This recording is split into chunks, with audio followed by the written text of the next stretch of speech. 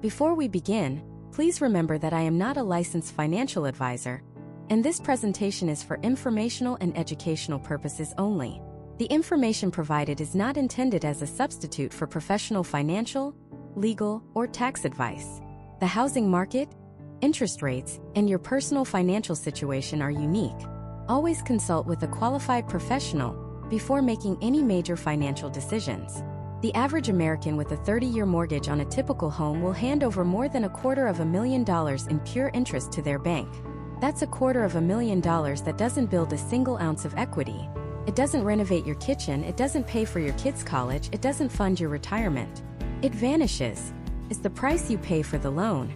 Now, what if I told you that for many people, a simple choice made on a single piece of paper could slash that number in half, potentially putting over $100,000 back into your pocket? Yet, nearly 90% of homebuyers in the United States willingly walk into this trap. Consider two friends, Sarah and Mike. They both work at the same company, make similar incomes, and have saved up diligently. They buy identical houses right across the street from each other for the exact same price, $400,000. They even get the same interest rate. The only difference? At the closing table, Mike chooses the standard, the default, the path of least resistance, the 30-year mortgage. His monthly payment is lower, and he breathes a sigh of relief. Sarah, however, takes a deep breath and chooses the 15-year mortgage. Her payment is higher and her budget is tighter for a while. Their friends think Mike made the smarter, safer choice. Fast forward just 10 years. Mike has been faithfully making his payments. He's paid the bank over $170,000. But when he looks at his loan balance, he's shocked to see he's only paid off about $65,000 of his actual loan. The other $105,000? Gone. Vanished into thin air as interest.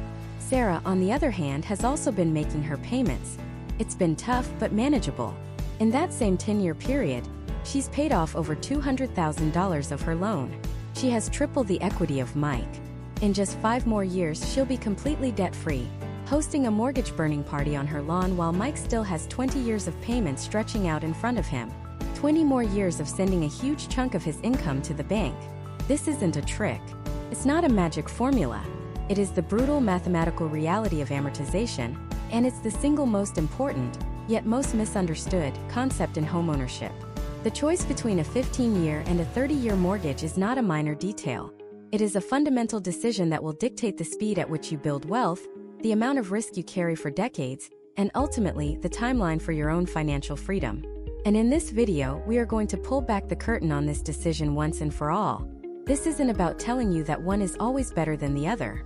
This is about giving you a new framework, a new way of thinking, so you can make the right choice for your family, your goals, and your peace of mind. We will dissect the numbers, yes, but more importantly, we'll explore the psychology, the hidden risks, and the life-changing opportunities that hinge on this one decision. By the end of this, you will know exactly how to navigate this choice with absolute confidence. So why does almost everyone choose the 30-year path? The answer is seductively simple. A lower monthly payment. When you're stretching to buy a home, every dollar counts. The real estate agent, the lender, the online calculators, they all push you toward the lowest possible payment to help you afford more house. But this is the great illusion of American real estate. The lower payment feels safer, feels more manageable, feels like the responsible choice. But what you're not seeing is the hidden cost embedded in that comfort. That lower payment comes at a staggering price, paid over an incredibly long time. Let's break down what's happening in those early years of Mike's 30-year loan. His loan is structured in a way that heavily favors the bank at the beginning. This is called front-loading the interest. For the first 5, 10, even 15 years, the vast majority of his monthly payment is just interest. He's essentially renting money from the bank. His payments are barely making a dent in the actual amount he borrowed. He's running on a financial treadmill, putting in enormous effort but barely moving forward in terms of building actual ownership or equity in his own home. Every payment is like taking 1 step forward on principal and 10 steps sideways on interest. Sarah's 15-year loan is a different beast entirely. Yes, her payment is higher, but from day one, a much larger portion of that payment is going directly toward her principal balance. Every single check she writes is a powerful blow against her debt. She isn't just renting money. She's aggressively buying her freedom. Her equity builds at a lightning pace. While Mike's net worth is slowly inching up, Sarah's is rocketing forward. She is turning her income into wealth at a dramatically faster rate. Let's put some real numbers on this using that $400,000 house. Let's assume a 6% interest rate for both loans. Mike, with his 30-year mortgage, has a principal and interest payment of about $2,400 a month. Sarah, with her 15-year mortgage, has a payment of about $3,400 a month. Yes, that's $1,000 more. Sounds like a lot, and it is. But let's look at the total cost. Over 30 years, Mike will pay the bank a shocking $463,000 in interest alone. That's more than the entire cost of the house. His $400,000 house will actually cost him over $860,000. Sarah, on the other hand, will pay about $143,000 in total interest. Let that sink in. By choosing the 15-year mortgage, Sarah saves $320,000. $320,000. That's a life-changing amount of money. That's a healthy retirement fund. That's multiple college educations. That's the capital to start a business. It's the difference between working until you're 67 and having the option to retire a decade earlier. It's not just money, it's time. It's freedom. It's options. The 30-year mortgage isn't just a loan. It's a 360-month commitment. For 3 decades, a significant portion of your life's work, your energy, and your income is legally promised to a bank. The 15-year mortgage is a 180-month commitment. You are literally buying back 15 years of your life where that mortgage payment no longer exists. Imagine reaching your late 40s or early 50s with no house payment. Think about what you could do with that extra $2,000–$4,000 a month.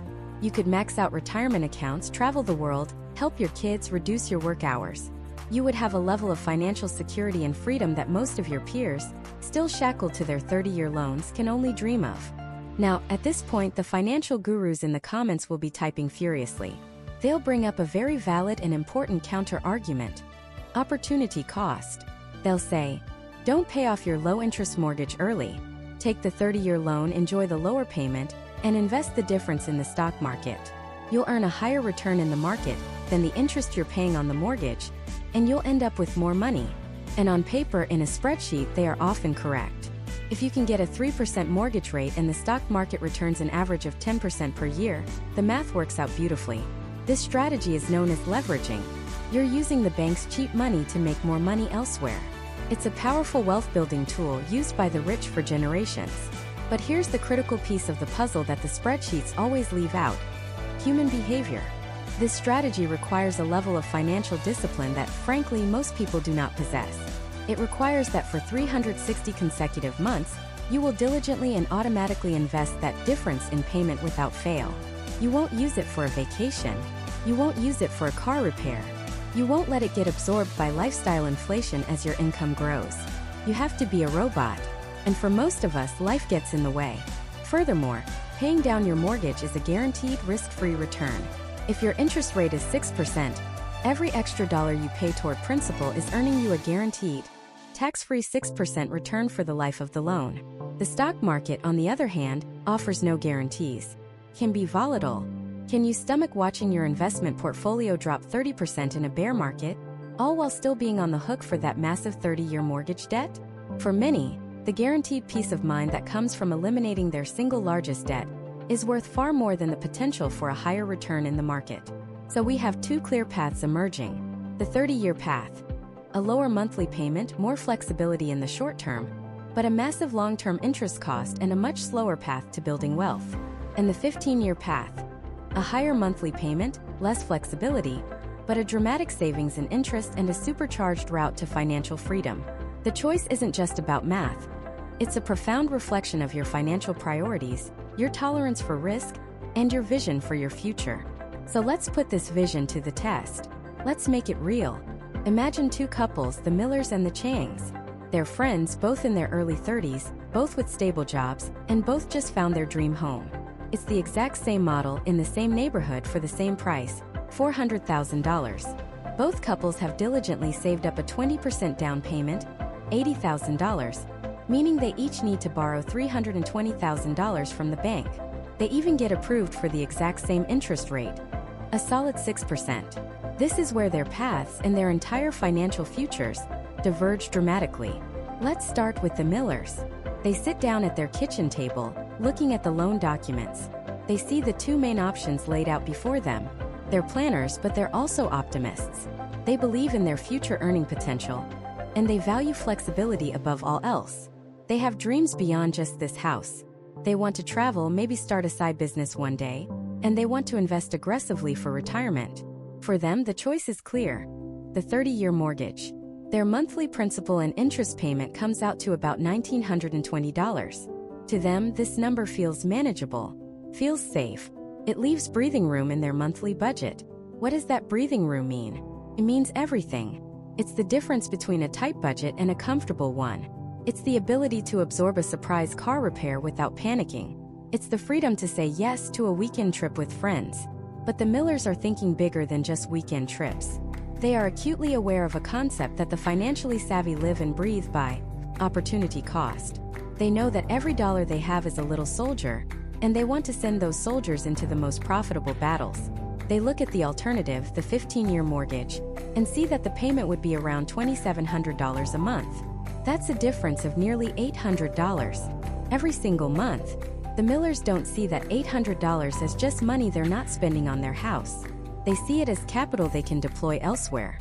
Their thinking is simple yet powerful. Why would we rush to pay off a loan at 6% interest when we believe we can earn more than that by investing the difference in the stock market? Historically, the average annual return of the S&P 500, a benchmark for the U.S. stock market, has been around 10%. So the Millers decide to set up an automatic transfer. Every month, that extra $800 that they could have paid towards their mortgage goes directly into a low-cost index fund. They are effectively performing a kind of financial arbitrage. They are borrowing money at 6% and investing it with the potential to earn 10%. Over time, the power of compound interest on that $800 a month could, in theory, create a nest egg far larger than the interest they'd save by paying the mortgage off early. This strategy isn't for the faint of heart. It requires discipline. It requires a stomach for the stock market's ups and downs. But for the Millers, the potential reward is worth the risk. The lower payment of the 30-year loan gives them control. It's a tool that allows them to simultaneously build equity in their home, build a massive investment portfolio, and still have enough cash flow to handle whatever life throws at them. It's a bet on themselves and on the long-term growth of the economy. Now let's walk across the street to the Chang's house. They're looking at the exact same loan documents, the same numbers, the same choice. But their entire philosophy is different. They are more cautious. The psychological weight of debt feels heavy to them. Their ultimate goal isn't just wealth, it's security. It's the profound peace of mind that comes from owning their home, free and clear, with no one to answer to. They see that higher payment of $2,700 a month for the 15-year loan not as a burden, but as a promise. Promise of freedom. They do the math and their eyes go wide. On the 30-year loan, the Millers will pay a staggering $371,000 in interest over the life of the loan, more than the original loan amount itself. The Changs, by choosing the 15-year term, will pay just $166,000 in interest. Let that sink in. By committing to the higher payment, the Changs will save over $200,000. $200,000. That's not a rounding error. That is life-changing money. It's a full college education for their future kids, paid in cash. It's a rental property that generates passive income for the rest of their lives. It's the ability to retire 5 years earlier than they planned. This isn't theoretical market return money. This is a guaranteed savings. It's a mathematical certainty. For the Changs, this certainty is worth more than the potential upside of the stock market. They see the higher monthly payment as a form of forced savings. They know human nature. They know that if they had that extra $800 a month, it might get spent on nicer dinners, a fancier car, or bigger vacations. The 15-year mortgage takes temptation out of the equation. It enforces a level of discipline that automatically builds wealth at an accelerated pace. Every single one of those $2,700 payments is like a power punch against their debt.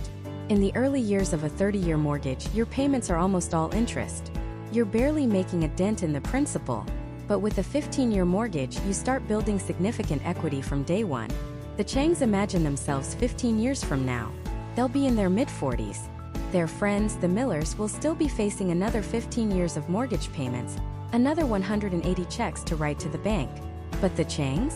They'll be done. They'll pop a bottle of champagne, burn their mortgage statement, and wake up the next morning in a house that is 100% theirs. That $2,700 that used to go to the bank can now be redirected like a fire hose into their retirement accounts, their travel fund, or anywhere else they choose. They'll have a level of financial freedom and a lack of stress that many people only dream of. For them, the short-term sacrifice of a tighter budget is a small price to pay for the incredible long-term prize of true, unencumbered homeownership in half the time. So we have two families, two identical houses, and two radically different financial journeys unfolding. The Millers are playing the long game of leverage and investment growth, embracing risk for a potentially greater reward, all while maintaining maximum monthly flexibility. The Changs are on a disciplined, focused sprint to become debt-free, prioritizing certainty and guaranteed savings over market speculation. One path emphasizes cash flow and opportunity. The other prioritizes equity and security. Neither is inherently right or wrong, but their choices reveal a fundamental truth. The best mortgage isn't just about the lowest interest rate or the most affordable payment. It's about aligning your single largest financial commitment with your deepest personal values and your vision for what a successful life looks like. The real question is, which path is more aligned with yours? And what happens when the unpredictable forces of the real world, like inflation, a sudden job change, or a spike in interest rates, collide with these carefully laid plans? Let's put these two plans to the test. Let's introduce two identical families, the Smiths and the Johnsons. Both buy identical houses for $400,000 with 20% down. They both get the same interest rate on their loan, 6%. The only difference? The Smiths choose the 30-year mortgage. Their principal and interest payment is about $1,920 a month. The Johnsons, determined to be debt-free, choose the 15-year mortgage. Their payment is much higher, around $2,700 a month. That's a difference of nearly $800 every single month. For the first 2 years, everything is great for both families. The Johnsons feel incredibly proud. They watch their loan balance shrink at a dizzying pace. They're on the fast track to financial freedom. They tell their friends about their aggressive plan, and they feel disciplined, smart, and secure. The Smiths, meanwhile, are comfortable. They're paying their mortgage, but they're also taking that extra $800 a month and systematically investing it into a simple, low-cost S&P 500 index fund. They don't feel the same immediate thrill of paying down their house, but their investment account is steadily growing. Then the real world hits. Year 3, the economy takes a downturn. The company where Mr. Johnson works announces layoffs, and his position is eliminated. Suddenly, that $2,700 mortgage payment transforms from a badge of honor into a concrete block chained to their ankle. Their emergency fund, which wasn't as large as it could have been because so much of their income was going to the house, starts to evaporate. Every month, that massive payment is due. The stress is immense. They start cutting everything: vacations, dinners out, kids' activities. The house they loved now feels like a prison. They are, in a word, house-rich and cash-poor. The equity in their home is useless to them right now. You can't buy groceries with equity. Now let's look at the Smiths. Mr. Smith works at the same company, and in a cruel twist of fate, he also gets laid off. The stress is real for them too. It's a terrifying experience for any family. But their situation is fundamentally different. Their $1,900 mortgage payment is far more manageable. It's still a huge bill, but it's not an insurmountable mountain. More importantly, what about that $800 a month they were investing? After 2 years, that account has grown. It's their secondary emergency fund. They can pause their contributions and even draw from it if they absolutely need to, without penalty. The lower mortgage payment gave them breathing room. It gave them flexibility. It gave them options when their options suddenly seemed to be disappearing. The 30-year mortgage acted as a financial shock absorber, cushioning the blow of a job loss. For the Johnsons, the 15-year mortgage acted as an amplifier, making a bad situation catastrophically worse. But let's say nobody loses their job. Let's try a different scenario. An unexpected medical emergency. A child needs braces that cost $6,000. Or the home's air conditioning unit dies in the middle of a July heat wave. A $7,000 replacement. For the Johnsons, who are funneling every spare dollar into their accelerated mortgage, an expense like this is a crisis. Where does the money come from? It likely goes on a high-interest credit card, with an APR of 24%. They're now paying an astronomical interest rate on this new debt, which completely undermines the interest savings they were so proud of on their mortgage. They're trying to save 6% on their mortgage, but they're now paying 24% on their credit card. It's like trying to fill a bucket with a hole in the bottom. For the Smiths, the situation is different. Their cash flow is better. That $800 a month gives them a buffer. They might have a dedicated savings account for home repairs or medical costs. Or, at the very least, they can absorb that cost without immediately resorting to toxic high-interest debt. They have financial margin for error. The 15-year mortgage demands perfection. It assumes your income will only go up, and that life will never throw you a curveball. The 30-year mortgage acknowledges reality. Life is unpredictable and messy. This brings us to the most powerful, and perhaps most misunderstood, concept in this entire debate: opportunity cost. The Johnsons feel like they're making the smartest financial decision. But are they? Every single month, they are making a choice to send an extra $800 to their mortgage lender. They are essentially investing in an asset, their home equity, that traditionally provides a very low rate of return. The return they get is simply the interest rate they avoid, which is 6%. So they are getting a guaranteed 6% return on that extra $800. That sounds good, right? A guaranteed return is great. But what about the Smiths? They're taking that same $800 and investing it in the stock market. Over the long term, the historical average annual return of the S&P 500 is around 10%. Some years it's up, some years it's down, but over decades, it has been one of the most reliable wealth-building engines in history. So the Smiths are borrowing money at 6% from the mortgage company and investing it with the potential to earn 10%. This is the definition of financial leverage. It's using other people's money to build your own wealth. This is a secret that the wealthy have understood for generations. They rarely, if ever, pay cash for large assets or pay them off early. They use low-interest, long-term debt as a tool to free up their own capital to invest in higher-returning assets. Think of it this way. If you had the choice between two savings accounts, one that paid you 6% interest and another that, on average, paid you 10% interest, which one would you put your money in? It's a no-brainer. You choose the 10% account every single time. By choosing a 15-year mortgage, you are actively choosing the lower-performing savings account for your extra cash. You are choosing to prioritize paying off a relatively low-interest, tax-deductible debt over investing in assets with a much higher potential for growth. Furthermore, the wealth the Smiths are building in their investment account is liquid. If they want to start a business, pay for college, or take a dream trip, they can sell some of their shares and access that cash. The wealth the Johnsons are building is trapped in the walls of their house. It's illiquid. To access it, they would need to sell their home or take out a home equity line of credit, which is another loan with its own fees and interest. The 30-year mortgage isn't about being in debt longer. It's about control. It gives you the control to decide where your money goes. You can always pay more on a 30-year mortgage. If you have a great year and get a big bonus, you can make an extra payment equivalent to what a 15-year mortgage would have been. You can pay it off in 15 years or 20 or 10 if you want. It offers you the exact same aggressive payoff option as a 15-year loan. But a 15-year mortgage does not give you the option to pay less. When times get tough, the bank doesn't care. The full payment is due. The 30-year loan gives you the flexibility of a low payment with the option to be aggressive, while the 15-year loan forces you to be aggressive with no option for flexibility. So we've seen the risks of the 15-year mortgage in a volatile world. We've seen the hidden power and opportunity of the 30-year mortgage. We've moved beyond the simple less interest is good argument to a more nuanced understanding of cash flow, risk, and leverage. But what does this actually look like over the full life of the loan?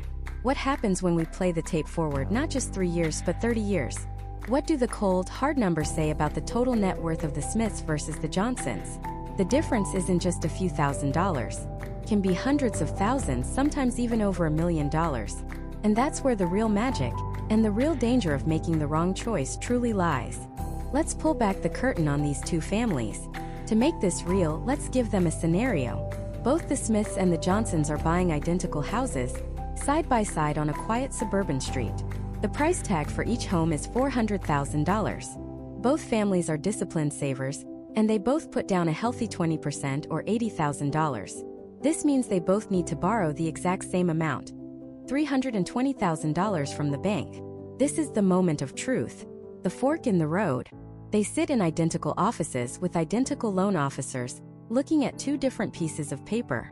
The Smiths decide to go with the 30-year fixed-rate mortgage.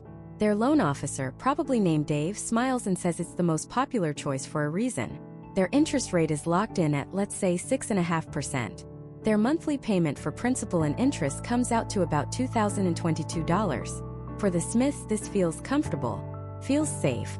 $2,000 a month is a big check to write for sure, but it leaves them with breathing room. They can still afford the car payment, the family vacation to Disney, the weekly dinners out. They feel like they're winning. They have their dream house and they still have a life. This is the American dream, packaged and sold as the 30-year mortgage.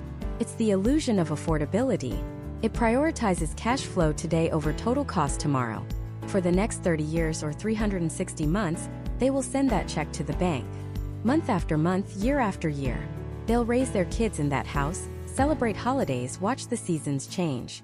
And at the very end of that 30-year journey, after making their 360th payment, they will have paid the bank a grand total of $727,920. Let that sink in. For a house they borrowed $320,000 for. This means the Smiths paid the bank $407,920 in pure interest. That's more than the original loan amount. They essentially bought their house and then bought a second invisible house for the bank, just for the privilege of borrowing the money over a longer period. This is the hidden danger. The slow, silent drain that most people just accept as the cost of homeownership. Now let's walk next door to the Johnsons. They're sitting in the same chair, looking at the same loan amount. But they make a different choice.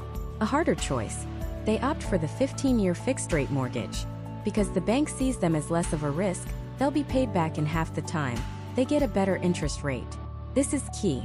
It's not just about the term, it's about the rate. Let's say they get a rate of 5.75%. Their loan officer, probably named Brenda, raises an eyebrow. She tells them their payment is going to be significantly higher. And she's right. The Johnsons' monthly payment for principal and interest comes out to $2,656. That's over $600 more than the Smiths are paying every single month. $600. For the Johnsons, this feels tight. Feels like a sacrifice. That $600 is the difference between a vacation and a staycation. It's the difference between a new car and driving the old one for another 5 years. It's more home-cooked meals and fewer restaurant tabs. It requires discipline. It means saying no to some things today, so they can say a much bigger yes to their future. For the next 15 years or 180 months, they will send that bigger check to the bank. It will be tough, especially in the beginning. They'll see the Smiths heading off on another trip and feel a pang of envy. They'll have to budget more carefully, track their spending, and stay focused on the goal. But then something incredible happens. After just 15 years, while the Smiths are still only halfway through their loan, the Johnsons make their final payment. They're done. They own their home free and clear. At age 45, not 60. They pop the champagne while their neighbors are still writing checks. And what was their total cost? Over those 15 years, they paid the bank a total of $478,080. That means their total interest paid was $158,080. Now let's put these two families side by side. The Smiths, with their 30-year loan, paid over $407,000 in interest.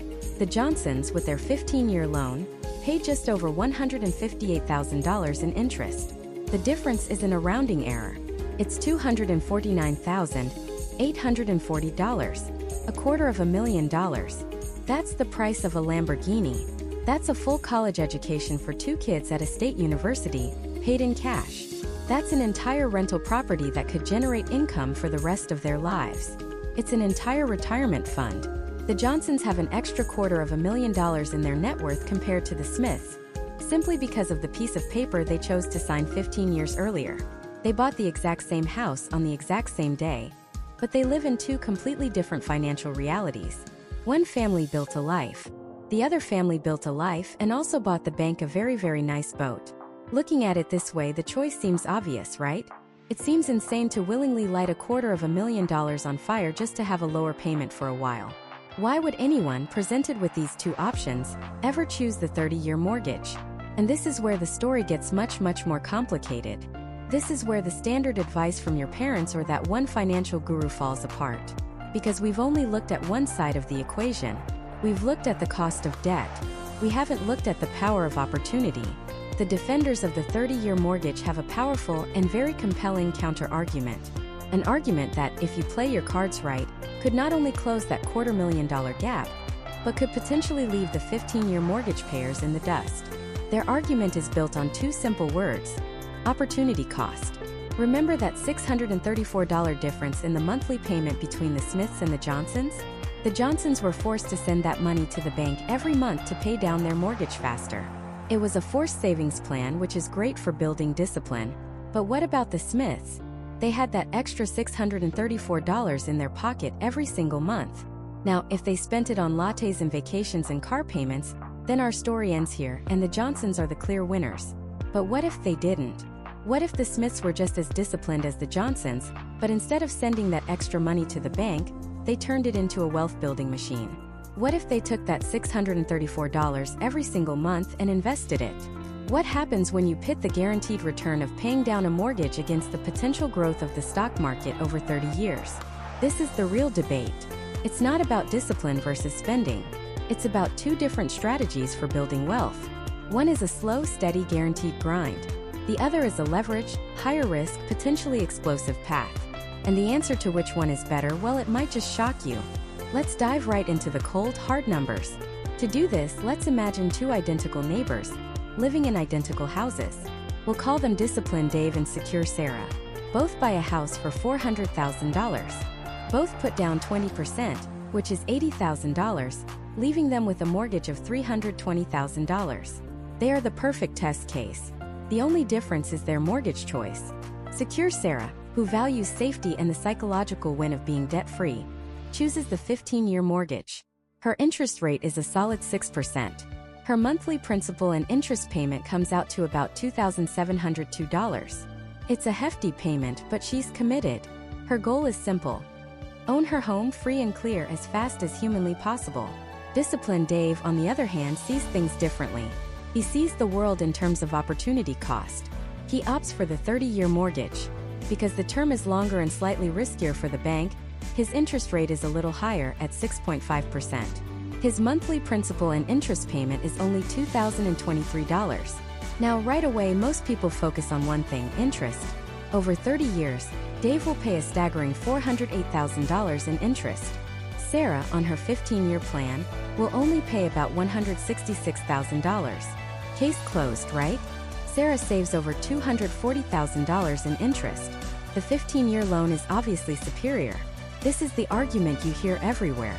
But this argument completely misses the most powerful force in finance: the other side of the ledger. What the simple interest calculation ignores is the massive difference in cash flow. Dave's payment is $679 lower than Sarah's every single month. That's $679 that isn't locked up in his house. This is the key. Dave isn't just spending this money on lattes and vacations. Remember, his name is Disciplined Dave. He takes that $679 difference every single month without fail, and he invests it in a simple low-cost S&P 500 index fund. Historically, the stock market has averaged a return of around 10% annually. To be conservative, let's assume Dave's investments average a 9% annual return over the long haul. Now let's fast forward 15 years. It's a huge day for Secure Sarah. She makes her final mortgage payment. She pops the champagne. She owns her $400,000 house free and clear. It's an incredible feeling. Assuming a modest 3% annual appreciation, her house is now worth about $623,000. Her net worth, tied up in this asset, is $623,000. She has zero investments from this strategy yet, but she's completely debt-free and feels amazing. What about Disciplined Dave? After 15 years, he's only halfway through his mortgage. He still owes the bank around $228,000. On the surface, he seems to be way behind Sarah. But remember that $679 a month? For 15 years, he has been diligently investing it. Compounded at 9%, his investment portfolio is now worth over $253,000. So let's check their net worth at the 15-year mark. Sarah has a house worth $623,000 and zero debt. Her net worth is $623,000. Dave has a house worth the same $623,000, but he still owes $228,000 on it. However, he also has an investment portfolio worth $253,000. So, his net worth is his house value minus his mortgage plus his investments. That comes out to $648,000. Let that sink in. At the exact moment Sarah celebrates becoming debt-free, Disciplined Dave, the one with the bad 30-year mortgage, is already $25,000 wealthier. He has more options, more liquidity, and a higher net worth, all while having a lower monthly housing payment for the last 15 years. This is where the conventional wisdom starts to completely fall apart. But the real magic hasn't even happened yet. Let's fast forward another 15 years to the 30-year mark. Secure Sarah has now been mortgage-free for 15 years. She's not just sitting around. She's smart. She takes her old mortgage payment, that full $2,702, and starts investing it every month, just like Dave did with his difference. She does this for the entire second 15-year period. After 30 years in total, her house, still appreciating at 3% a year, is now worth about $970,000. And her investment portfolio, from investing $2,702 a month for the last 15 years at that same 9% return, it's grown to a massive $1,006,000. Her total net worth is her house plus her investments, which comes out to just under $2 million. An incredible success story by any measure. She followed the safe and steady path and became a multimillionaire. Now for Dave. On the same day, he makes his very last mortgage payment. He's finally debt-free 15 years after Sarah. His house is also worth the same $970,000. But what about his investment portfolio? He never invested $2,700 a month. He only ever invested that small difference, $679. But he did it for twice as long. He did it for the full 30 years. That small stream of money, thanks to the almost unbelievable power of compound interest over 3 decades, has grown into a portfolio worth $1,240,000. Let's do the final tally. Sarah's final net worth is $1.97 million. Dave's final net worth is his $970,000 house plus his $1.24 million investment portfolio. Total, $2.21 million. Disciplined Dave, the man who chose the higher interest rate, who paid over $240,000 more in interest to the bank, and who stayed in debt for an extra 15 years, ends up $250,000 richer. This is the shocking truth. The interest you pay is not the most important number. The most important number is the opportunity cost of your capital. Every extra dollar you send to the bank to pay down a low-interest mortgage is a dollar that cannot be invested in assets with a potentially higher return. The 15-year mortgage forces you to sink your capital into a low-yielding asset, your home equity. The 30-year mortgage, in contrast, frees up that capital, allowing you to deploy it in the stock market, where historically it has grown much faster. Furthermore, the 30-year mortgage is a phenomenal hedge against inflation. Dave locked in a payment in today's dollars, but he'll be paying it back over 30 years with progressively weaker, inflated dollars. His $2023 payment will feel like a joke in 2054, while his assets have grown with inflation. It's like taking out a loan where the lender agrees that you can pay them back with money that's worth less each year. It's a deal you'd never get anywhere else. So the math is undeniable. On paper, for the disciplined investor, the 30-year mortgage isn't just a good option. It's the financially optimal one for building wealth. But this brings up a giant flashing neon sign question. If the math is so clear, why do so many financial gurus, and maybe even your own parents, swear by the 15-year mortgage? Why does the idea of being debt-free feel so powerful? It's because we've only analyzed one part of the equation. We've looked at the spreadsheet. We haven't looked at the single most important variable in all of finance, human psychology. The numbers tell you what you should do, but they have no say in what you will do. And the difference between those two is where millions are made and fortunes are lost. This is where the spreadsheet models and the financial gurus get it wrong. They assume you are a robot. Ane-kun. A perfectly rational being who will always act in their own best financial interest. They assume that if you take a 30-year mortgage to get a lower payment, you will diligently, automatically, and without fail, invest that extra $500 every single month for 360 straight months into a low-cost index fund. They assume you will never get tempted by a new car, a surprise vacation, or an expensive dinner. They assume you'll never have a moment of weakness, a medical emergency, or a period of unemployment where you temporarily pause those investments and tell yourself you'll catch up later. But you and I know the truth.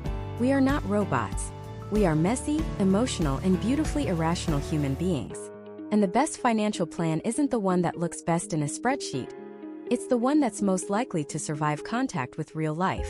This is the psychological battle at the heart of the 15 versus 30-year debate. It's a clash between two fundamentally different approaches to building wealth and managing risk. On one side, you have the fortress builder. On the other, you have the opportunity seeker. The fortress builder chooses the 15-year mortgage. They are playing defense. Their primary motivation is not maximizing potential return. It's minimizing risk and eliminating threats. The threat, in this case, is debt. To them, a mortgage is a fire, and their only goal is to put it out as quickly and efficiently as humanly possible. They value certainty over possibility. The guaranteed return they get from paying off a 3 or 4% mortgage early feels infinitely more real and valuable to them than the potential 7 or 8% they might get in the stock market. This is a powerful psychological principle called loss aversion. The pain of losing $1 feels twice as bad as the pleasure of gaining $1. The fortress builder instinctively understands this. They see the stock market's potential gains, but they also see its potential for devastating losses. They would rather accept a smaller guaranteed win, saving tens or even hundreds of thousands in interest, than risk a catastrophic loss on their investments. The 15-year mortgage is their ultimate commitment device. It's a self-imposed straitjacket of financial discipline. They know their own weaknesses.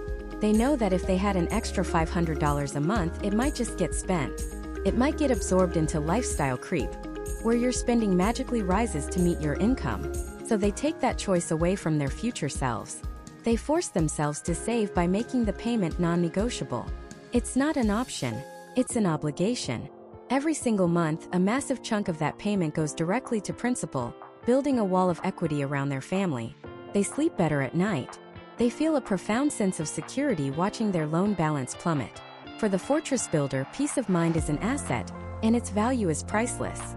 They aren't just paying off a house. They're buying their freedom, one oversized payment at a time. Then you have the opportunity seeker. They choose the 30-year mortgage. They are playing offense. Their primary motivation is not minimizing risk, but maximizing options and capitalizing on opportunities. They see debt not as a fire to be extinguished, but as a tool to be used. They understand the concept of leverage. They see that they can borrow money from the bank at a relatively low fixed rate, let's say 4%, and invest their own capital in assets that have the potential to grow at a much higher rate, say 8%. That difference, that spread, is where they see the path to true wealth. They see the lower monthly payment of a 30-year loan not as an excuse to spend more, but as a gateway to financial freedom. That extra $500 a month isn't for fancy dinners. It's seed capital. It's their monthly ticket to owning a piece of the greatest wealth-generating machine in human history, the American economy. The opportunity seeker values flexibility above all else. A lower mortgage payment means more cash flow. More cash flow means more options. If a once-in-a-lifetime investment opportunity comes along, they have the capital to pounce. If they lose their job, that lower payment gives them a much longer runway to find a new one without panicking. They can max out their 401k, their Roth IRA, and their kids' college savings accounts. They are building a diversified portfolio of assets, of which their home equity is just one part. They see the fortress builder's strategy as inefficient, even fearful. Why, they ask, would you aggressively pay down a low-interest tax-deductible debt when you could be earning a much higher return elsewhere? It's like choosing to put your money in a savings account earning 1% instead of the stock market earning 8%. To them, it's a mathematical mistake. They are willing to stomach the volatility of the market and carry their mortgage for the full 30 years because the numbers on paper are overwhelmingly in their favor. So, who is right? The fortress builder or the opportunity seeker? The spreadsheet says the opportunity seeker wins hands down, but reality tells a very different story. The fatal flaw in the opportunity seeker's plan is the immense, almost superhuman level of discipline it requires. It's a strategy that has zero margin for human error. It requires you to be a robot for 360 consecutive months. Let's imagine two neighbors, Sarah and Mike. Both buy identical houses for $400,000. Sarah, the fortress builder, takes a 15-year mortgage at 3.5%. Her payment is about $2,859. Mike, the opportunity seeker, takes a 30-year mortgage at 4%. His payment is much lower, around $1,910. He has an extra $949 a month. He vows to invest it. For the first year, he does it perfectly. He sets up an automatic transfer to his brokerage account. He feels brilliant. He's beating the system. Then, in year 2, the transmission on his car dies. It's a $4,000 repair. He thinks, okay, I'll just pause the investments for 4 months to cover this. I'll make it up later. But he never quite gets around to restarting it. In year 3, he and his wife decide they deserve a real vacation to Hawaii. They use the extra money for that. In year 5, his property taxes go up, and his kid starts playing travel hockey. That extra cash flow is just gone. It's been absorbed. He doesn't even know where it goes anymore. Meanwhile, Sarah has been quietly, relentlessly chipping away at her mortgage. Her payment is a struggle sometimes. She drives an older car. Her vacations are road trips. But after 10 years, she's paid off over $200,000 of her principal.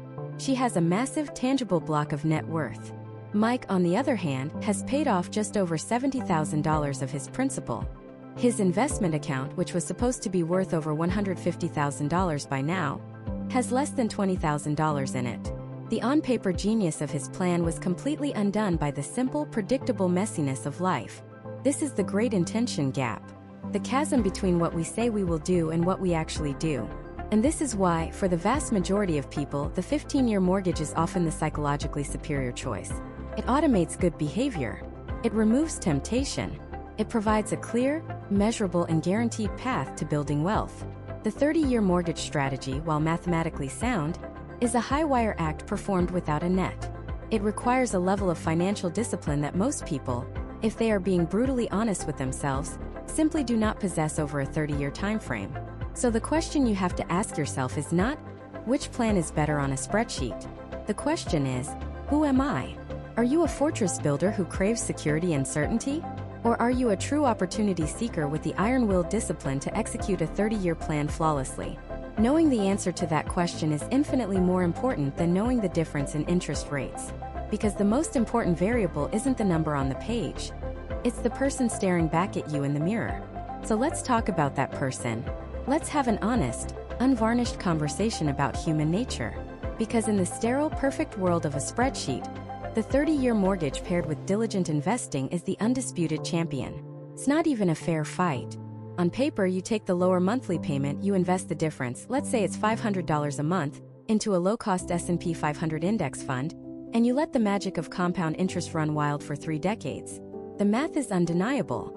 You end up with a paid-off house and a massive investment portfolio that dwarfs the extra interest you paid on the loan. You've successfully arbitraged the difference between your mortgage rate and the historical market return. You're a financial genius. You've won the game. But here's the billion-dollar question that the spreadsheets never ask. Are you a robot? Do you live in a spreadsheet? For the last 30 years, have you operated with the cold, unfeeling, perfect discipline of a machine? Because that's what the 30-year and invest strategy demands. It requires you to make the right decision not once, not twice, but 360 times in a row. Every single month for 30 years, through promotions and job losses, through market booms and terrifying crashes, through leaky roofs and unexpected medical bills, through the temptation of a new car or a dream vacation, you have to have the discipline to take that extra cash and invest it. No excuses. No, I'll start again next month. No, I've been working so hard, I deserve this. 360 perfect decisions. Most of us can't even stick to a diet for 360 days, let alone a flawless investment plan for 360 months. This isn't a criticism. It's an observation of the human condition. We are emotional, irrational creatures. We are driven by fear, greed, and the desire for immediate gratification. And the financial world is a minefield for these emotions. This is where the 15-year mortgage enters the chat, not as a mathematically superior product, but as a behaviorally superior system. It's a commitment device. It's a pre-made decision that protects you from your own worst instincts. Let's imagine 2 neighbors, living in identical houses, bought for the same price. We'll call them Spreadsheet Steve and Realistic Rick. Spreadsheet Steve chooses the 30-year mortgage. His payment is $1,800 a month. He calculates that the 15-year mortgage would have been $2,500 a month. He's a smart guy. He sets up an automatic transfer for the $700 difference to go straight into his brokerage account every single month on the 1st. He never touches it. He never thinks about it. He gets a raise at work. The $700 transfer continues. The market crashes 30%. The $700 transfer continues. He is a machine. 30 years later, Steve has a paid-off house and is a multimillionaire from his investments. He is the hero of the personal finance blogs. He is also, for the vast majority of the population, a complete fantasy. Now let's look at Realistic Rick. Rick knows himself. He's tried to save the difference before. He knows how life works. He chooses the 15-year mortgage. His payment is $2,500 a month. It's tight, especially in the beginning. He has to say no to some things. He drives his car a few years longer. His vacations are road trips instead of international flights. He packs his lunch for work. For him, that $700 isn't an abstract difference to be invested. It's part of a non-negotiable bill. It's the mortgage. The money is gone before he ever has a chance to spend it on something else. Meanwhile, what's happening over at Spreadsheet Steve's house? The first few months he's diligent. That $700 transfer goes through like clockwork. But then life happens. The air conditioner breaks in the middle of July. That's a $5,000 repair. Steve thinks, well, I'll just pause the investment transfer for a few months to build my emergency fund back up. It makes perfect sense. But a few months turns into 6. Then he gets a big promotion at work. A huge raise. His income jumps by $2,000 a month. Does he increase his investment to $2,700 a month? No. He thinks, we've been so frugal we deserve a reward. They upgrade their cars. They start eating out more. Their lifestyle slowly, almost imperceptibly, inflates to meet their new income. This is called lifestyle creep, and it is the silent killer of wealth. His $700 a month investment plan, which seemed so significant when he was making less, now feels like a drop in the bucket. He might keep it going, he might not, but he's certainly not capturing the full potential of his increased earnings. Rick, on the other hand, also gets a raise. But his mortgage payment is still $2,500. It's fixed. Now, that once-type payment feels incredibly easy to make. The pressure is off. He has an extra $2,000 a month in cash flow. What does he do? He can now start investing, but he's doing it from a position of strength. He's already been aggressively paying down his house for years. He has built a massive amount of equity. He's on a bullet train to being completely debt-free. Any investing he does now is pure gravy. He's not relying on his own fickle discipline to build his core net worth. His mortgage is doing it for him automatically. The 15-year mortgage is a system of forced savings. It automates wealth creation. Every single month, when you make that larger payment, you are buying back a piece of your own freedom. You are converting a volatile asset, cash that can be spent on anything, into a stable, valuable asset, equity in your home. There's a profound psychological difference here. For Spreadsheet Steve, his wealth is tied up in the stock market. It's a number on a screen. Goes up, he feels good. It goes down, he feels a knot in his stomach. His home for 30 long years is a giant liability with a mountain of debt attached to it. For realistic Rick, his progress is tangible. Every year, he sees the principal on his loan statement plummet. He can feel the weight of the debt lifting. After just a few years, he owes significantly less than his neighbor. This creates a powerful psychological tailwind. It's motivating. Feels like winning. This feeling of progress makes it easier to stick with the plan. The 30-year and invest strategy is a bet on your own perfect, unwavering discipline for 3 decades. The 15-year mortgage is a bet on a system that works even when you're not perfect. It acknowledges that life is messy and unpredictable. It builds a fortress of equity around you that protects you during downturns. If Rick loses his job in year 10, he has a much smaller mortgage balance and is only 5 years away from owning his home outright. He has options. He might be able to refinance, take a payment pause, or draw on a home equity line of credit. If Steve loses his job in year 10, he still has 20 years of payments left. He has far less equity. He is in a much more precarious position, especially if his investment portfolio, which he was counting on, has also taken a hit in a market downturn. So when you're looking at these 2 loan options, you have to stop looking at the spreadsheet. The spreadsheet assumes you are a perfect financial actor. You are not. I am not. Nobody is. Instead, look in the mirror and ask yourself, do I want to rely on my own discipline 360 times in a row? Or do I want to choose a system that builds wealth for me automatically, protecting me from my own worst instincts and getting me to the finish line of financial freedom in half the time? The choice isn't about interest rates. It's about which system best fits the reality of human behavior. And this is where the spreadsheet warriors and the real-world survivors part ways. Because the math in a vacuum is clean. It's perfect. It assumes a perfectly rational human being who makes optimal decisions every single month for 360 months in a row. But we are not robots. We are messy, emotional, and profoundly influenced by the path of least resistance. The single biggest factor that is almost always left out of the 15 versus 30-year debate is a concept from behavioral economics called a commitment device. A commitment device is a choice you make in the present that locks you into a better behavior in the future. It's pre-packing your gym clothes the night before so you have no excuse in the morning. It's setting up an automatic transfer to your 401k on payday before you ever see the money. You are making it harder for your future, less motivated self to screw things up. The 15-year mortgage is arguably the single most powerful financial commitment device available to the average American. It is a legally binding contract that forces you to build wealth. It removes the decision-making process. The bill comes, it's high, and you pay it. Every single payment is a massive injection of forced savings directly into your home equity. You don't have to think about it. You don't have to have discipline. You just have to pay the bill that shows up in your mailbox or your inbox. And in 15 years, poof, you own the single largest asset of your life, free and clear. You have won the game. Now let's look at the alternative path, the one championed by the 30-year mortgage advocates. Their argument is elegant and, on paper, mathematically superior. They say, take the 30-year loan with its much lower monthly payment. Then take the difference, the extra money you would have paid on a 15-year loan, and invest it in the stock market. Over 30 years, the historical returns of the S&P 500 will crush the few percentage points you save in mortgage interest. You'll end up with a paid-off house and a massive investment portfolio. It's the best of both worlds. And they are not wrong. In a spreadsheet, this works out beautifully every single time. But it relies on one giant, glaring, and often fatal assumption, that you will actually do it.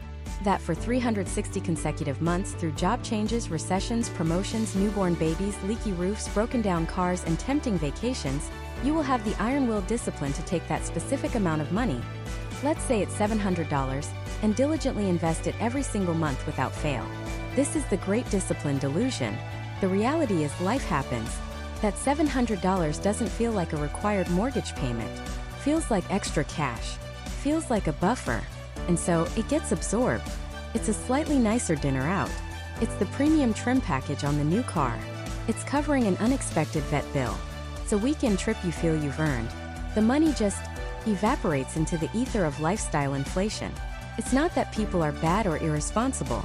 It's that we are wired for short-term gratification.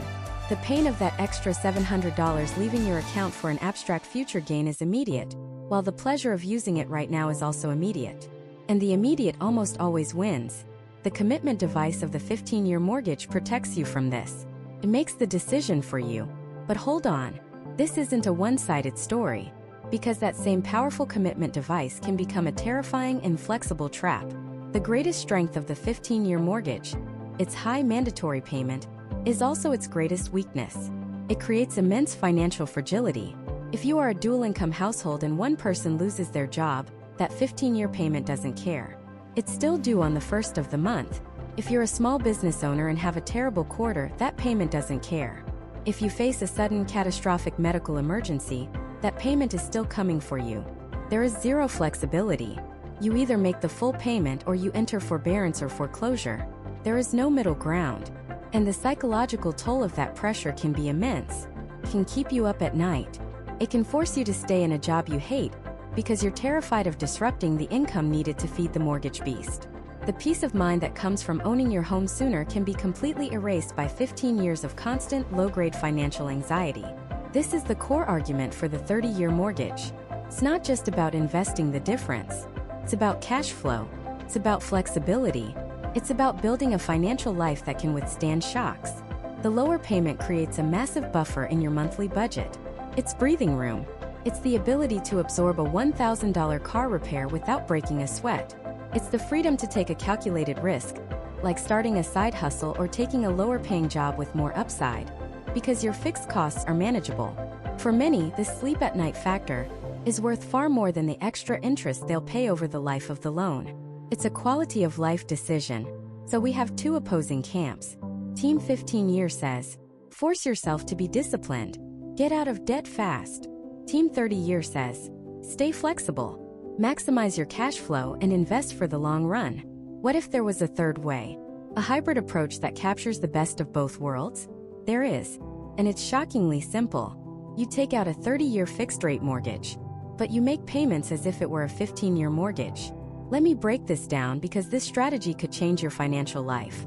You go to the bank and get approved for a standard 30-year loan. Let's say your minimum monthly principal and interest payment is $2,000. Then, you use an online calculator to figure out what the payment would be for the exact same loan amount on a 15-year term.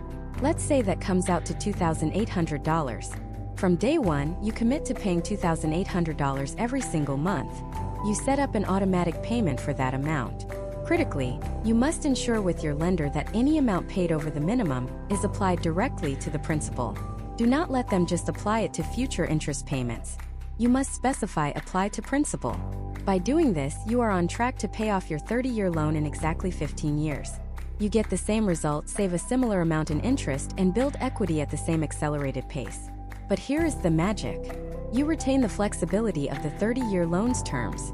Let's say 3 years into this plan, life throws you a curveball. Your spouse has to take 6 months off work for a family emergency. The financial pressure is immense.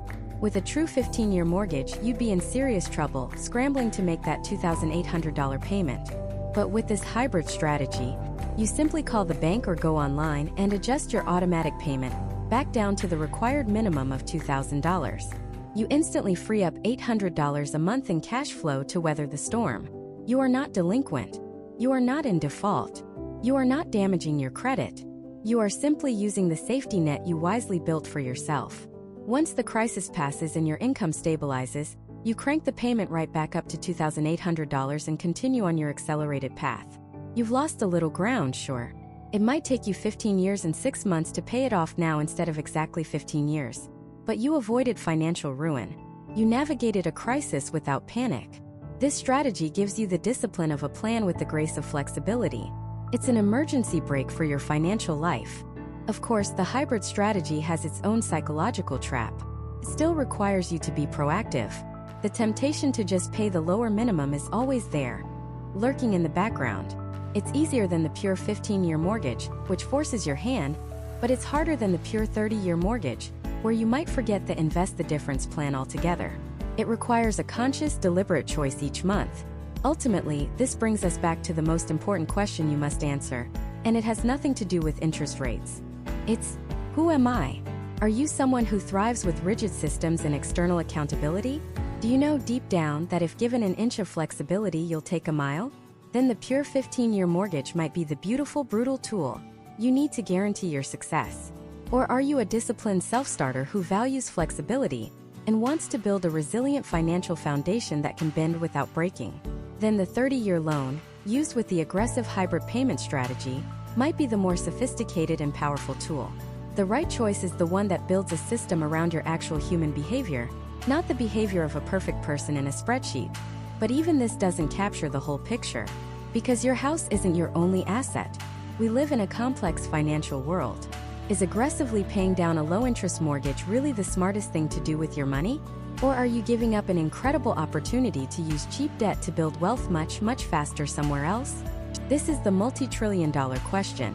It's the debate that rages in every personal finance forum, the one that can turn a friendly dinner party into a heated argument. And the answer reveals more about your personal philosophy on money, risk, and freedom than almost any other financial choice you'll ever make. Let's break this down, not with fuzzy feelings, but with cold, hard numbers and a dose of real-world psychology. The argument for taking a 30-year mortgage, even if you can afford a 15-year, is built on a powerful financial concept called leverage. A low-interest mortgage is, without a doubt, the single cheapest and largest loan an average person will ever get access to. You are using the bank's money to control a massive, appreciating asset. When you aggressively pay that cheap money back ahead of schedule, you are essentially deleveraging. The question is, why would you rush to give back the cheapest money you'll ever borrow, when you could potentially put that money to work and earn a much higher return elsewhere? This is a financial strategy called arbitrage. It sounds complex, but it's simple. You borrow money at a low rate and invest it at a higher rate. The difference is your profit. Let's run the numbers using our ongoing example. A $320,000 loan. Let's say the 15-year rate is 5.75% and the 30-year is 6.5%. The payment on the 15-year mortgage is about $2,651. The payment on the 30-year is about $2,022. That's a difference of $629 every single month. The person with a 15-year mortgage is sending that extra $629 straight to the bank to build equity faster. But what if the person with the 30-year mortgage took that same $629 and every month without fail, invested it into a simple low-cost S&P 500 index fund? The historical average annual return of the S&P 500, over long periods, is around 10%. To be conservative, let's say you only average an 8% return after inflation and fees. If you invest $629 every month for 15 years and get an 8% average annual return, at the end of those 15 years, your investment portfolio would be worth over $217,000. Now let's compare. At the 15-year mark, the person with the 15-year mortgage has a paid-off house. Their net worth from this decision is a big, beautiful zero on their mortgage statement. The person with the 30-year mortgage, however, still has a loan. After 15 years of payments, their remaining mortgage balance would be about $219,000. So wait a minute. One person has a $217,000 investment portfolio and a $219,000 mortgage balance. The other has no investment portfolio and no mortgage balance. It looks like the 15-year mortgage holder is slightly ahead, right? Wrong. This is where a surface-level analysis completely misses the point. The numbers are almost a wash, but the nature of that money is radically different. And this difference is the secret to building real wealth. The key words are liquidity and flexibility. The person with the 15-year mortgage has all their extra wealth trapped in the walls of their house. Their equity is illiquid. To access that money, they have to either sell their home or take out another loan against it, like a home equity line of credit, which comes with fees, interest, and risk. They are house rich but cash poor. The person with the 30-year mortgage and the investment portfolio has their $217,000 in a brokerage account. It's liquid. They can sell a portion of it and have cash in their bank account in 2 days. This isn't just a minor convenience. It's a superpower. If a once-in-a-lifetime business opportunity appears, they can fund it. If a family member has a medical emergency, they can handle it. If the market crashes and creates an incredible buying opportunity, they have the cash to take advantage. They have options. The 15-year mortgage holder has security, but the 30-year mortgage investor has freedom. And then there's the safety net. Life happens. People lose jobs. With a 15-year mortgage, that high $2,651 payment is mandatory. Miss a few and you're facing foreclosure. With the 30-year mortgage, the mandatory payment is only $2,022. If you hit a rough patch, you can simply pause your investing for a few months and easily make your lower mortgage payment. The 30-year mortgage provides a crucial buffer against life's uncertainties. It's a shock absorber for your financial life. But there's one more, almost invisible force at play here: inflation. A long-term, fixed-rate mortgage is an incredible hedge against inflation. You are locking in a payment for 30 years with today's dollars. Over the next 3 decades, as wages rise and the value of a dollar decreases, you're paying back that massive loan with progressively cheaper money. Your mortgage payment, as a percentage of your income, will shrink year after year. A 30-year mortgage allows you to maximize this powerful, wealth-building effect for twice as long as a 15-year loan. So, the case for the 30-year mortgage and investing the difference seems overwhelming. Mathematically and strategically, it appears to be the superior choice for building wealth. But there's a catch. And it's a big one. It has nothing to do with math and everything to do with human nature. The entire invest the difference strategy hinges on one critical assumption: that you will actually, consistently, and without fail, invest the difference every single month for decades. And the hard truth is, most people won't. Life gets in the way. That extra $629 a month doesn't feel like investment capital. It feels like breathing room. Gets absorbed. It becomes a slightly nicer car payment, more dinners out, a more expensive vacation. It becomes lifestyle creep. The plan is perfect on paper, but human behavior is messy and imperfect. This is where the profound, understated genius of the 15-year mortgage shines. It is a forced savings plan. It automates discipline. It takes your own flawed human psychology out of the equation. You don't have to decide to save and invest that extra money. The bank makes you. Every single month, that higher payment is chipping away at your debt, forcing you to build equity in your home. It's a guaranteed risk-free return on your money, equal to your interest rate. Paying off a 6.5% mortgage is the same as earning a 6.5% return on your investment, and that return is guaranteed and tax-free. You can't say that about the stock market. For many people, the peace of mind that comes from this forced discipline is worth more than any potential stock market gains. There is a deep psychological comfort in watching your mortgage balance plummet. There is an immense sense of security in knowing that in just 15 years, your single biggest expense in life will vanish forever. Think of two homeowners, David and Frank. David is a disciplined investor. He takes the 30-year mortgage. He immediately sets up an automatic transfer of that $629 payment difference into his brokerage account. He never touches it. He lives his life based on his net income after his mortgage and his investment are paid. He's playing the long game of wealth maximization. Frank, on the other hand, knows himself. He knows that extra cash would get spent. He chooses the 15-year mortgage. He feels a surge of pride with every payment, knowing he's on the fast track to true financial freedom. The freedom from debt. He's building a fortress of security. 10 years go by. Both have been successful. David has a healthy investment portfolio and a manageable mortgage. Frank has a massive amount of equity and is just 5 years from owning his home outright. Then an opportunity arises. A trusted friend is starting a business and offers them a chance to be an early investor. It's risky, but the potential is enormous. David reviews his finances. He can pull the required investment from his brokerage account without changing his lifestyle. He takes the risk. Frank looks at his finances. All his wealth is in his home equity. He can't get to it easily. He'd have to go to the bank, apply for a loan, and hope he gets approved. He's forced to pass on the opportunity. Neither one is right or wrong. They simply optimize for different goals. David optimized for flexibility and growth. Frank optimized for security and peace of mind. The 30-year mortgage is a tool for building wealth. The 15-year mortgage is a tool for eliminating debt. The question isn't which tool is better. It's which tool is right for the job you need it to do. So this isn't a simple math problem. It's a personal one. It forces you to confront what you truly value. Do you want the mathematical probability of more wealth, which comes with more risk and requires more discipline? Or do you want the guaranteed certainty of being debt-free sooner, which comes with less flexibility and a lower potential net worth? How do you weigh the value of a good night's sleep against the potential for higher returns? These are not just financial questions. They are deeply personal questions about what you value most. There is no universal right answer. There is only the right answer for you, your family, and your specific circumstances. To illustrate this, let me tell you about two friends, Mike and David. Both bought similar houses for the same price on the same day. Mike was a planner. He valued certainty above all else. The thought of being in debt for 3 decades gave him anxiety. He saw the total interest paid on a 30-year loan, and it felt like throwing money into a bonfire. So, he chose the 15-year mortgage.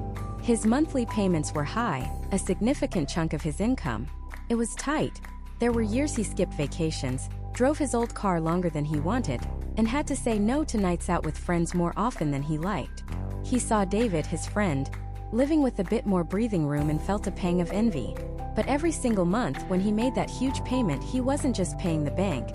He was buying his freedom one installment at a time. 15 years later, on his 45th birthday, he made his final mortgage payment. He described the feeling as a weight he didn't even know he was carrying suddenly being lifted off his shoulders. His house was his. Completely. He now had a massive amount of free cash flow every month. He started maxing out his retirement accounts, traveling, and living with a profound sense of security that no market fluctuation could ever shake. He had won the peace of mind game. Now let's look at David. David was an optimizer. He understood the math. He saw the 30-year mortgage not as a 30-year prison sentence, but as a 30-year low-interest loan from the bank that allowed him to use his own money more powerfully. He took the 30-year mortgage. His monthly payment was significantly lower than Mike's. But here is the crucial part. David was incredibly disciplined. He set up an automatic transfer. Every single month, the difference between what he was paying and what he would have been paying on a 15-year mortgage was swept directly into a low-cost stock market index fund. He never saw the money. He never touched it. For the first 15 years, while Mike was aggressively paying down his house, David was aggressively building his investment portfolio. There were scary times. He watched his portfolio drop 20% during a market correction and felt sick to his stomach. But he held on. He kept investing, month in and month out, buying more shares when they were on sale. When Mike made his final mortgage payment, David still had 15 years left on his. But David also had a brokerage account worth hundreds of thousands of dollars more than Mike's. By the time David turned 60 and made his final mortgage payment, his investment portfolio had grown so large from the power of compounding that his net worth dwarfed Mike's. He had more money for retirement, more options, and ultimately a greater mathematical wealth. He had won the optimization game. So who was right? Mike with his debt-free security at 45? Or David with his superior net worth at 60? The answer is they both were. They each chose a path that aligned with their personal values and temperament. But what if there's a third way? A hybrid approach that gives you the best of both worlds? This is perhaps the most powerful and underutilized strategy of all. You get a 30-year mortgage, locking in that low, flexible payment, but you commit to paying it like a 15-year mortgage. You use the lender's amortization calculator to figure out what the 15-year payment would be, and you pay that amount every month, making sure the extra money is applied directly to the principal. What does this do? For one, you pay off your mortgage in 15 years and save a fortune in interest just like Mike. But you also retain the secret weapon of the 30-year loan. Flexibility.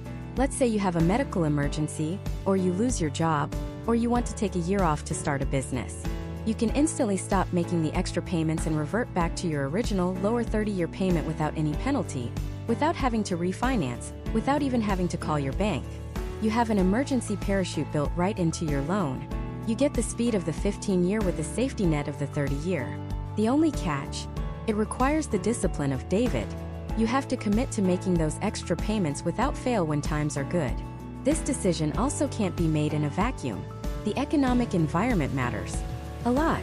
When mortgage rates are at historic lows, say 2.5% or 3%, the mathematical case for the 30-year loan becomes incredibly strong. Why would you rush to pay off a debt that is costing you less than the historical rate of inflation? Your money is cheaper than the money it's borrowing. In that scenario, almost any long-term investment has a high probability of outperforming the interest you're paying on your loan. The opportunity cost of locking your money into your home equity is enormous. However, when mortgage rates are high, say 6%, 7%, or even 8%, the script flips. Suddenly, paying down your mortgage offers a guaranteed, tax-free return of 7%. Where else can you find a guaranteed 7% return? The stock market might average more over the long run, but it's far from guaranteed. In a high-rate environment, the 15-year mortgage becomes a much more compelling and competitive investment in its own right. The guaranteed return of paying down that expensive debt is incredibly attractive. So, how do you finally make your choice? It's time to be brutally honest with yourself.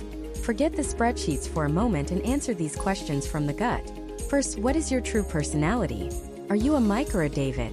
Does the very idea of debt make your skin crawl, or do you see it as a tool to be managed and optimized? Your emotional response to debt is probably the single biggest factor. Second, how disciplined are you really?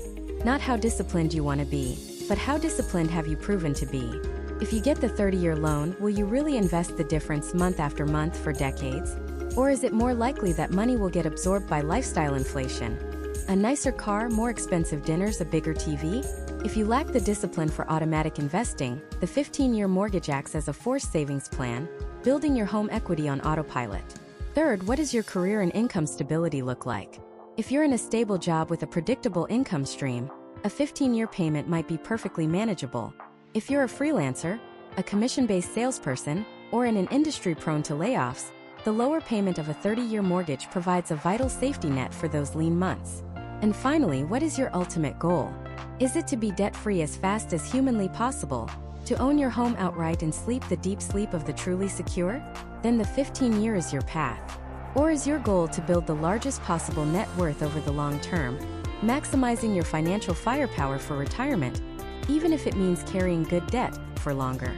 Then the 30-year, paired with diligent investing, is your weapon of choice. The 15-year mortgage is a promise of security. The 30-year mortgage is a platform for opportunity.